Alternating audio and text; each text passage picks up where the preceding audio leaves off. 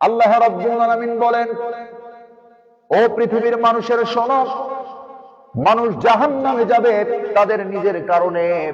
মানুষ কিন্তু অন্যায়ভাবে আল্লাহ রাব্বুল আলামিন কাউকে ধরে জাহান্নামের মধ্যে নিক্ষেপ করবেন না। আল্লাহ রাব্বুল আলামিন বলছেন, বান্দারে, জাহান্নামে যাওয়ার জন্য 4টি কারণ আমি কোরআনের ভিতরে বর্ণনা করে দিলাম। এই 4টি কারণ থেকে নিজেদেরকে বাঁচিয়ে রাখবা, আশা করা যায় তোমরা বিজয়ী হয়ে যাবা। জোরে কোন সুবহানাল্লাহ। 4 কারণের ভিতরে আল্লাহ রাব্বুল আলামিন বলেন যে ক্বালু লাম নাকু মিনাল মুসাল্লিনা ওয়া লাম নাকু নুতঈমুল মিসকিন। জাহান্নামীরা জাহান্নামে থাকবে আর জান্নাতীরা জান্নাতের ভিতরে থাকবে। এই জান্নাতী আর জাহান্নামীদের মাঝখানে একটা সময় দেখা হয়ে যাবে। দেখা হয়ে যাওয়ার পরে এবার জাহান্নামের মানুষগুলো জান্নাতীদের দিকে তাকিয়ে বলবে, কিরে ভাই, একই এলাকায় তো বসবাস করতাম, একই সঙ্গে ক্ষেত খামার করতাম, একই সঙ্গে বাজার ঘাট করতাম, ব্যবসা বাণিজ্য সব কিছু একসঙ্গে ওপেনিয়ান ছিল। আজকে তুমি জান্নাতে আর আজকে আমি জাহান্নামে। এবার জান্নাতীরা বলবে, আমাদের নেক কাজের কারণে আল্লাহ রাব্বুল আলামিন আমাদেরকে জান্নাতে নিত করেছে। জোরে কোন সুবহানাল্লাহ। তবে তুমি আমার এলাকার মানুষ, তুমি কেন জাহান্নামে এসেছো? জাহান্নামীরা বলবে, ও জান্নাতি মানুষ শোনো, আজকে আমাদের জাহান্নামে আসার পিছনে মূল কারণ হলো 4টি। জোরে কোন কয়টি? 1 নম্বরে তারা বলবে, আল্লাহ রাব্বুল আলামিন বলেন, ক্বালু লাম নাকু মিনাল মুসাল্লিন। জাহান্নামীরা বলবে, আমাদের 1 নাম্বার অপরাধ ছিল, আমরা দুনিয়াতে মুসল্লি ছিলাম না, তার মানে নামাজ আদায় করতাম না। যেই লোকটা বলে নামাজ পড়া লাগে না, যেই লোকটা বলে নামাজ লাগে না, এর চাইতে বড় শয়তান কি আর আছে নাকি বলেন? আল্লাহ তাআলা নিজেই বলতেছেন, রে বান্দা, জাহান্নামে যাওয়ার মূল কারণ হবে ক্বালু লাম নাকু মিনাল মুসাল্লিন। দুনিয়াতে যেই লোকটা মুসল্লি ছিল না, আযান শুনেছে মসজিদ থেকে, কিন্তু নামাজের দিকে না এসে উল্টা পথে চলে গেছে, এরকম মানুষ বুঝি আমাদের সমাজের ভিতরে নাই বলেন? আযান চলতেছে মসজিদ থেকে, আযান হচ্ছে হাইয়া আলাস সালাত, এটা কি মুয়াজ্জিনের ডাক না আল্লাহর ডাক বলেন? কার ডাক? আল্লাহ তাআলা বলছেন, বান্দারে, কল্যাণের দিকে আসো, নামাজের দিকে আসো, ভালো কাজের দিকে আসো। আল্লাহ রাব্বুল আলামিন ডাক দিচ্ছেন মুয়াজ্জিনের কণ্ঠের মাধ্যমে। আর আপনি মুসলমান, আযান শোনার পরে আপনার কানে আযান পৌঁছে যাচ্ছে, আর আপনি ওই সময় পর্যন্ত দোকানের ভিতরে বসে বসে সিনেমা দেখতেছেন, টিভি দেখতেছেন, গল্প করতেছেন, নামাজকে অবহেলা করে যাচ্ছেন।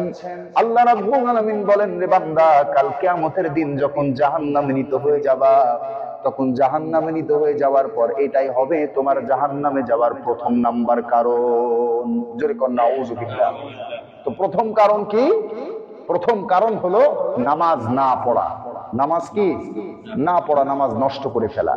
তো নামাজ কখন নষ্ট করা যাবে না? নামাজ হলো আল্লাহ তাআলার একটা গুরুত্বপূর্ণ ইবাদত। জোরে কোন ঠিক কিনা?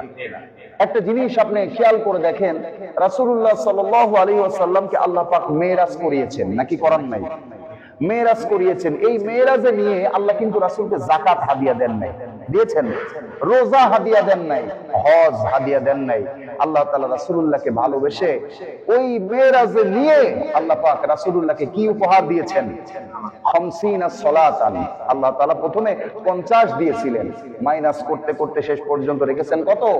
মাত্র 5 ওয়াক্ত নামাজ আল্লাহ তাআলা আমাদের উপরে ফরজ করে দিয়েছেন। এটা আল্লাহ ভালোবেসে তার পেয়ারা হাবিব মুহাম্মদুর রাসূলুল্লাহ সাল্লাল্লাহু আলাইহি ওয়াসাল্লামকে আল্লাহ ভালোবেসে দান করেছেন। অতএব যদি কোনো মানুষ আল্লাহর সঙ্গে মেরাজ করতে চায়, আল্লাহর সঙ্গে কথা বলতে চায়, নামাজের বিকল্প আর কোনো কিছু হতে পারে না। জোরে কোন সুবহানাল্লাহ। এই জন্য জাহান্নামে যাবার 1 নাম্বার কারণ কি হবে? নামাজটাকে নষ্ট করে ফেলা, মুসল্লি না হওয়া। এটা হবে জাহান্নামে যাবার 1 নাম্বার কারণ। আল্লাহ রাব্বুল আলামিন সূরা আল মুদাসসিরের 42 নম্বর আয়াতে বলেন, জাহান্নামীরা আফসোস করবে আর বলবে, আল্লাহ তাআলা, আমাদের জাহান্নামে আসার পিছনে 2 নাম্বার কারণ হলো আল্লাহ তাআলা বলেন ক্বালু লাম নাকু মিনাল মুসাল্লিনা ওয়া লাম নাকু নুতঈমুল মিসকিন ওয়া লাম নাকু নুতঈমুল মিসকিন। দুনিয়াতে আমরা অভাবগ্রস্ত মানুষদেরকে, অভাবীদেরকে আমরা খাবার দিতাম না, সাহায্য দিতাম না, তাদের দেখলে দূর দূর করে তাড়িয়ে দিতাম। আল্লাহ তাআলা বলছেন বান্দা, দুনিয়ার এই কাজ হবে তোমার জাহান্নামে যাবার 2 নাম্বার কারণ। কয় নাম্বার কারণ? 2 নাম্বার কারণটা কি? অভাবীদেরকে খাবার না দেওয়া। আমার আশেপাশে ডানে বামে বিভিন্ন মানুষ বিভিন্ন কষ্ট, পেরেশানি, অভাব, অনটনের মধ্যে আছে না নাই বলেন? হতে পারে এটা মুসলমান, হতে পারে হিন্দু, হতে পারে বৌদ্ধ, হতে পারে খ্রিস্টান, সে যে কোনো ধর্মের মানুষ হোক না কেন, তার কষ্টে, তার বিপদে অন্তত আপনাকে এগিয়ে যাওয়া, এটা মুসলমান হিসেবে আপনার প্রথম দায়িত্ব। ঠিক কিনা বলেন? অতএব আল্লাহ তাআলা বলছেন বান্দা, অভাবীদেরকে খাবার না দিয়া তুমি অভাবীদেরকে দূরে সরে দিয়ে আমার জান্নাত তালাশ করবা, এটা হবে তোমার জীবনের সবচাইতে বড় বোকামি। ঠিক কিনা বলেন? আল্লাহ বলেন অবশ্যই অভাবীদেরকে সাহায্যের হাত বাড়িয়ে দিতে হবে। যদি সাহায্য করো তবে এটা হবে তোমার জান্নাতের রাস্তা, আর যদি অভাবীদেরকে তুমি দূরে সরিয়ে দাও এটা হবে তোমার জাহান্নামের রাস্তা। সূরা আল মুদাসসির আয়াত নাম্বার 42। এরপর আল্লাহ রাব্বুল আলামিন বলেন, জাহান্নামীরা বলবে আজ জাহান্নামে এসেছি, আমাদের 3 নাম্বার কাজ, যে অপরাধ আমরা দুনিয়াতে করেছি, আমাদের দুনিয়াতে 3 নাম্বার অপরাধ ছিল, ওয়ালাম নাকুনু তুইমুল মিসকিনা ওয়া কুন্না নাখুদু মাআল খায়দিন। ওয়া কুন্না নাখুদু মাআল খায়দিন। জাহান্নামীরা বলবে আজ আমরা জাহান্নামের ভিতরে এসেছি, আমাদের 3 নাম্বার অপরাধ ছিল, যে অপরাধটা আমরা অপরাধী মনে করি না আমাদের সমাজে, সে অপরাধটা হলো আমরা দোকানে বসে বিভিন্ন মানুষের দৃষ্টির বাইরে গিয়ে, বিভিন্ন মানুষের আড়ালে গিয়ে তাদের গীবত সমালোচনা গুলো আমরা একসঙ্গে মজা নিয়ে নিয়ে করতাম। আমাদেরকে এই গীবত করার কারণে 3 নাম্বার কারণ দর্শায় আল্লাহ আজকে আমাদের জাহান্নামে নিত করেছেন। নাউজুবিল্লাহ বলেন। আমাদের গীবতের সংখ্যা বা গীবতের চর্চা কম না বেশি বলেন তো? এটা কিন্তু কম না, এটা মানুষ মজা নিয়ে করে, টেস্ট, একটা এনার্জেটিক ভাব নিয়ে করে। বিশেষ করে চা দোকানগুলোতে এর সমালোচনা অনেক বেশি হয়, নাকি হয় না বলেন? এগুলো অনেক বেশি হয়। এটা আবার পুরুষের চাইতে মহিলাদের ভিতরে এর সংখ্যাটা আরো বেশি। ঠিক কিনা বলেন? একজনের সমালোচনা তার বিপরীতে অর্থাৎ তার অনুপস্থিতিতে করা, এর সর্বনিম্ন গুনাহ হলো সে যেন নিজের মৃত ভাইয়ের গোশত খেলো। যেরকম নাউজুবিল্লাহ। গীবতের সর্বনিম্ন গুনাহ কি? সে যেন নিজের মৃত ভাইয়ের গোশত খেলো। এরপরে গীবত করলে আরেকটা লাভ আছে, গীবত করলে আরেকটা লাভ আছে। কি উপকার? আপনি যার গীবত চর্চা করবেন এই লোকটার গুনাহগুলো ট্রান্সফার হয়ে আপনার আমলনামায় জমা হবে, আর আপনার জীবনের নেক কাজগুলো ট্রান্সফার হয়ে ওই লোকটার আমলনামায় জমা হবে। কথা কি বুঝাইতে পারছি? যেমন বিকাশের মাধ্যমে সেন্ড মানি ক্যাশ আউট হয়, হয় না? এর মাধ্যম দিয়ে টাকার লেনদেন হয়। ঠিক তেমনি আপনি যখন আরেকজনের গীবত শেখায়েত আপনি যখন করতে থাকবেন, আপনার জীবনের সব আমলগুলো ধীরে ধীরে ট্রান্সফার হয়ে যার নামে গীবত করতেছেন তার আমলনামায় জমা হয়ে যাবে।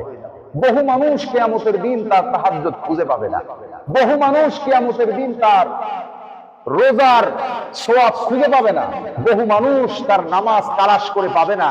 তারা বলবে যে আল্লাহ তাআলা, দুনিয়াতে আমি তাহাজ্জুদ গুজারি ছিলাম, নামাজি ছিলাম, রোজাদার ছিলাম, দান সদকাকারী ছিলাম, আমার নামাজ, আমার রোজা, আমার হজ, আমার যাকাত এগুলো কই?